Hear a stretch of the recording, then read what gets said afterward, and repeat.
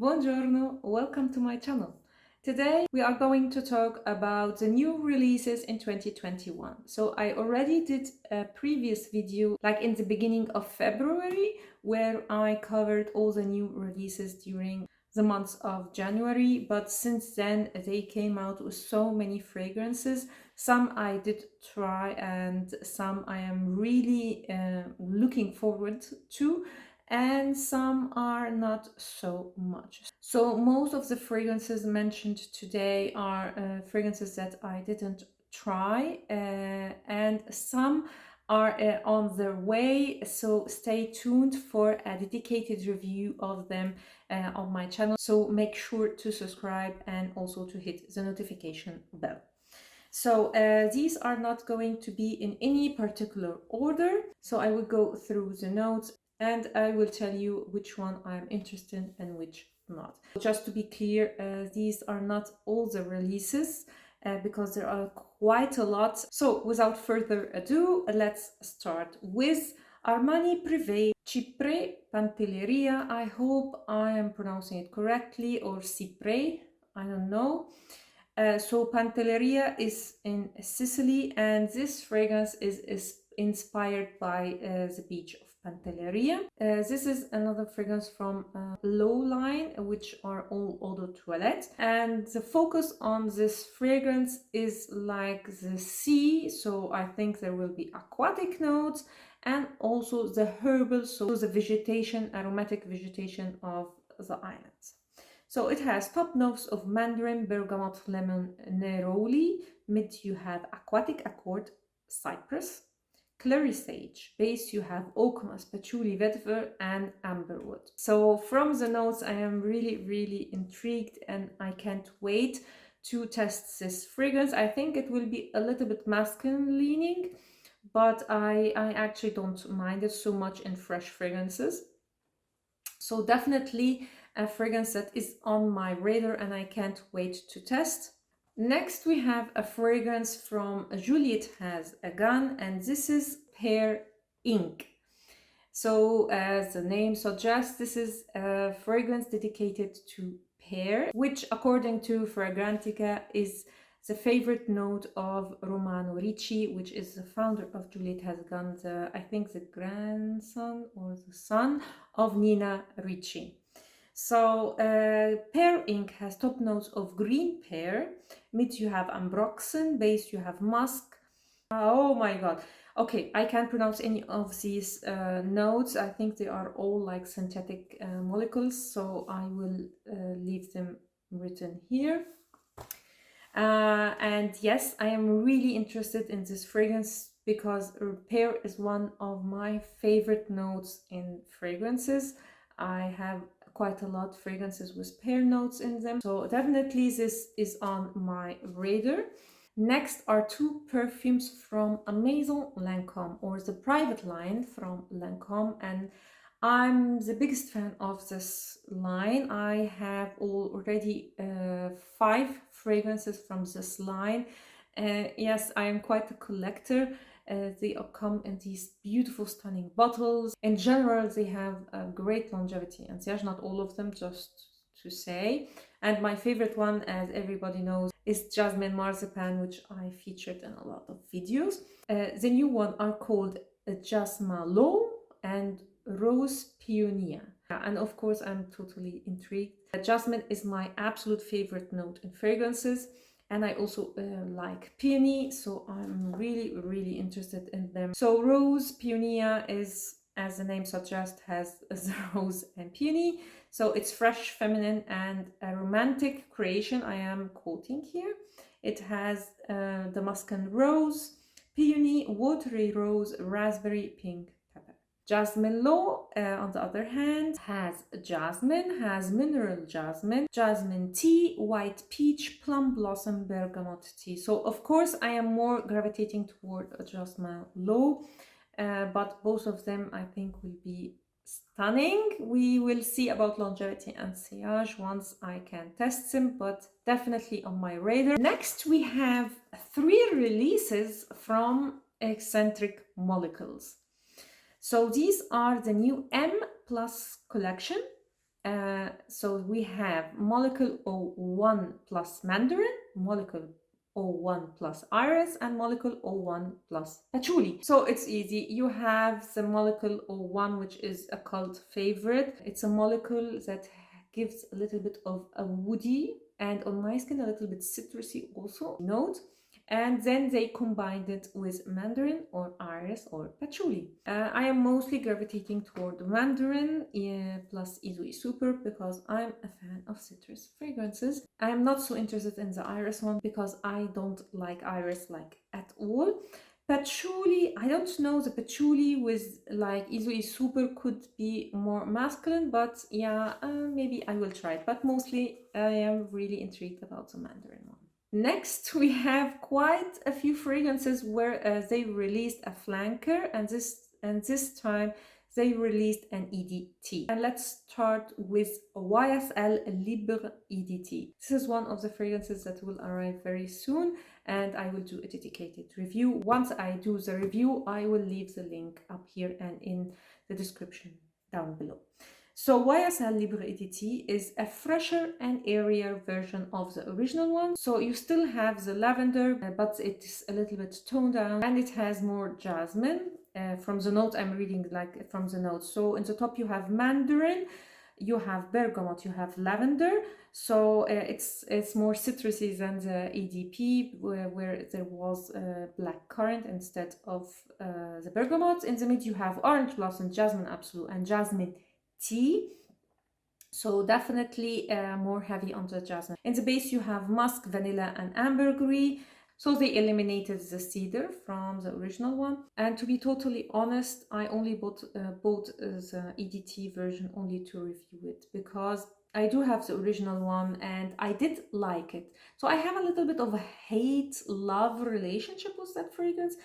I initially didn't like it, then I liked it, and now I never reach for it, so I think it will be decluttered very soon. So let's hope that the EDT will be better, especially that the base is different, because my problem with the original one and the intense one is the dry down. And next we have a fragrance that they came out with an intense version of, and this is Jean-Paul Gaultier La Belle Le Parfum Intense, which I did a dedicated video for, which I will leave linked up here. And I can tell you that I am totally in love with that fragrance. I'm a little bit confused why they came out with that now, especially that it's more deeper and darker, so it's more for winter and fall. I think they released it with Valentine's Day in mind, I think. But anyway, yeah, definitely a beautiful release from Jean-Paul Gaultier. So definitely check my video to see a full review and also a comparison between this one and the original one. Next, we have another flanker from Lancome, and this is Lancome La Vie est Belle Soleil Cristal. Again, a fragrance that I did a review, which I will leave linked up here. And definitely this is my favorite flanker from La Vie est Belle. I'm not a fan of La Vie est Belle. It's too sweet for me, but this year they really did it. So this is a quite different flanker from all the others. This is a tropical coconut fragrance that has a little bit of the La Vie est Belle DNA, but absolutely unique. So if you don't like La Vie est Belle, then check this one out, and also check my video, which I will also leave linked down below. Next, a new flanker, and this is from Guerlain, Mon Guerlain, and the new one is called Sparkling Bouquet. So when you hear Sparkling Bouquet, you get in mind like Blooming Bouquet from Miss DIOR. And some say there is similarities. I didn't smell it, so I don't know. It has in the top pear, mandarin, and bergamot. In the mid you have lavender, which is the signature of Mon Guerlain, sambac jasmine, peony. And in the base you have sandalwood, vanilla, and white musk. To be totally honest, I am not really interested in this fragrance, because usually the combination sandalwood, vanilla, and musk in the base, in not all the perfume, but most of the perfumes that I smelled, they just don't perform very well on my skin, and they irritate me and give me a headache sometimes.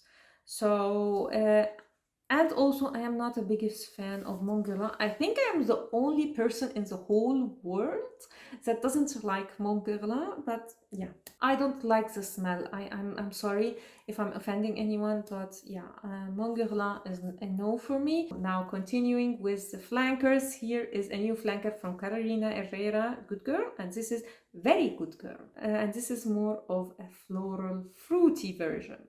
So in the top you have red currant and lychee, mid you have rose, and base you have vetiver and vanilla. So lychee, I think, is the note that now is everywhere. I think since Delina came out, everyone is putting lychee in their fragrances. Reading the notes, I am totally intrigued and I can't wait to test it. I love floral, fruity fragrances, and I do like the Carolina Herrera Good Girl. Not my favorite fragrance, but I do like it, so I'm totally intrigued. Spoiler alert is one of the fragrances that I already ordered and I'm waiting for them to arrive. Now, another flanker, and this is Narciso Eau Neroli Ambree, so a new flanker from Narciso Ambree. So this should be more citrusy and floral than the original one, and this is an EDT. And this one has top notes of Neroli, Frangipani. In the mid you have musk and orange blossom, and in the base you have amber, cedar, and cashmere. So I think from the notes it will be less sweet, less tropical, and more citrusy. And yes, again, I ordered this one, and I'm a big fan of Narciso Rodriguez in general, and I love Narciso Ambree. It became my favorite fragrance from the line. So I already ordered the new one, and I will do a dedicated video very soon. So again, stay tuned. Now let's move to Tom Ford, and Tom Ford has quite few new releases. The first one is Soleil Brûlant. Sorry if I'm butchering the name. And from the notes, this is more of an oriental, woody fragrance.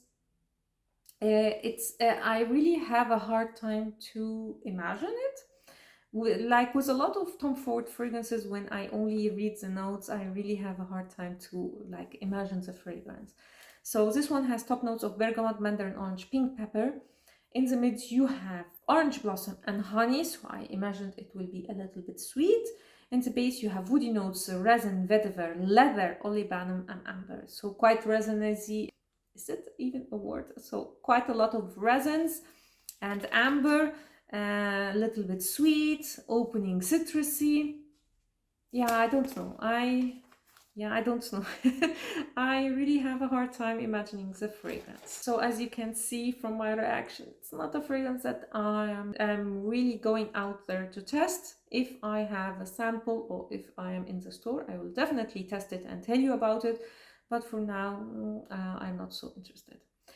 Next, we have Eau de Jasmin Rouge, like Soleil Blanc. He has Eau de Soleil Blanc.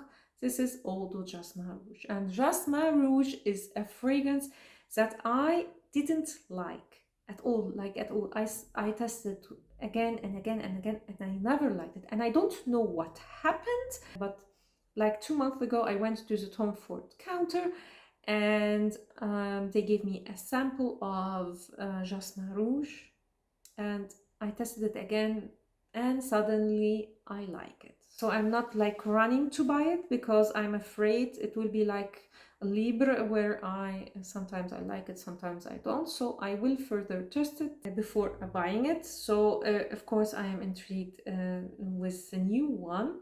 With L'Eau de Jasmin Rouge, reading the notes, it's more of a strict jasmine. So it does have cardamom with, so a little bit of spice, but there is no amber, there is no vanilla like in the original one. It's just in the top bergamot and watery notes, and in the mid you have the jasmine, and in the base you have cardamom. So cardamom in the base is quite interesting for me, so it will be really heavy jasmine with cardamom, which is a combination. I don't know, I love jasmine, I love cardamom, but for cardamom to be the only note in the base is quite interesting, to be honest. So this one is a fragrance that I definitely am going to the Tom Ford counter to test. Then they have another flanker of one of their famous fragrances, and this is Vert Bohème, and the new one is Eau de Vert Bohème. So I never smelled Vert Bohème, so I don't know how does it smell, but from the name and from the notes, it's quite a green fragrance, and I'm not a fan of green notes at all. So it has in the top violet leaf, Sicilian mandarin, in the mid you have honeysuckle, magnolia, and the base you have woody notes. I'm not interested at all in this fragrance. I don't like violet. I know it's here, it's violet leaf. It's not exactly the same. And I don't like honeysuckle, so I think I will pass on this one for sure. Next, there is a limited edition flanker, let's call it a flanker, from Acqua di Parma, Bergamotto di Calabria. And this is Bergamotto di Calabria La Spugnatura. So La Spugnatura comes from spugna, which is like a sponge. And the reference here is the way they collect the bergamot oil. So here the bergamot oil is harvested with a sea sponge. So my first question is it similar to the original Bergamotto di Calabria, or does it have new nuances to it? And on Fragrantica they say there is a difference. So I am really intrigued to try it on. Again, a biggest fan of Acqua di Parma. I have Arancia di Capri, Mirto di Pantelleria, and on my wish list I have Fico di Amalfi. It's one of my favorite niche brands, and I absolutely love the whole blue Mediterranean line. So this one is definitely on my radar, and this is an homage to the traditional way to collect bergamot oil. Anyway, the bottle is stunning. It's this time it's made of porcelain and not of glass. Next is a new fragrance from Hermes, and this is Hermes H24, and this is a fragrance targeted to men. I did smell it already and did a dedicated video which I will leave linked up here. And for me this is quite a unisex fragrance, leaning masculine, I have to admit, yes, but it's already on my wish list, and definitely this is one of the best releases of 2021. So definitely check out my video. I definitely recommend this fragrance, and if you want to watch a dedicated review, I will leave the link down below. Next, I have a new flanker from Angel. So they come out every summer with a new flanker, and this is Iced Star. So it's a limited edition. And this one has coconut, pineapple, praline, patchouli, vanilla. So the base is the same like the DNA of Angel, which I don't like, by the way. But coconut and pineapple, I don't know. I'm a little bit intrigued. Although they are not my favorite notes, but the concoction makes me really intrigued to smell this fragrance. So yes, this is definitely on my radar. And for people who love Angel and also tropical notes, I think this would be great. Next, we have two new releases from Memo Paris, which is currently my favorite niche brand of all time. They came out with a new leather fragrance, which is called Sicilian leather. The inspiration behind it is the island of Sicily here in Italy. And I think I am like a broken record here. I did test this fragrance, and I have a dedicated video which I will leave linked up here. And this is a quite loud, powerful, woody leather fragrance. Definitely masculine, with a little touch of resin in it.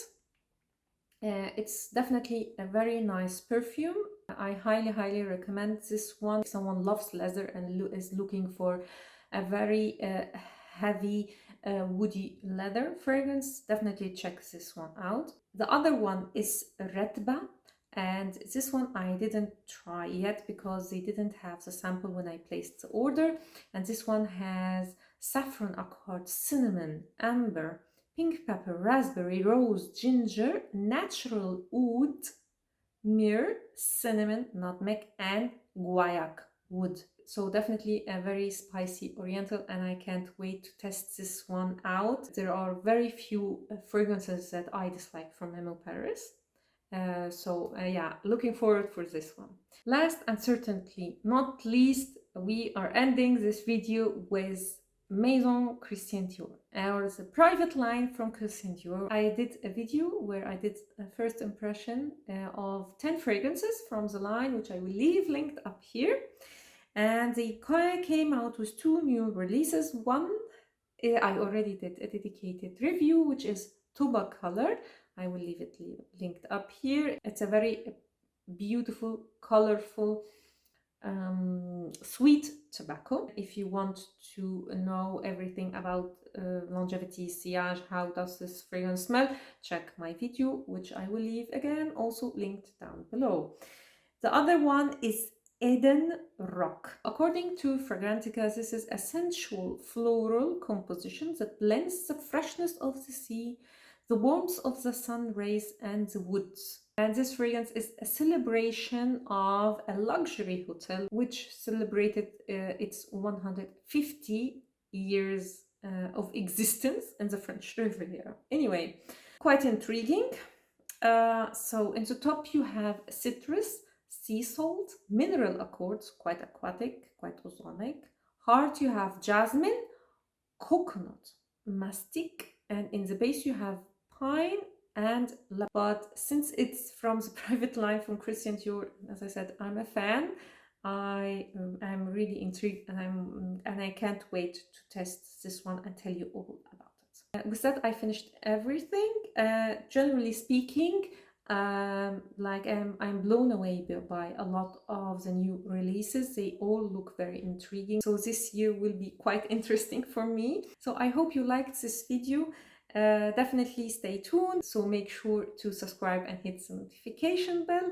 And if you liked this video and you found it helpful, please give it a thumb up. It will really help me here on YouTube. See you next time.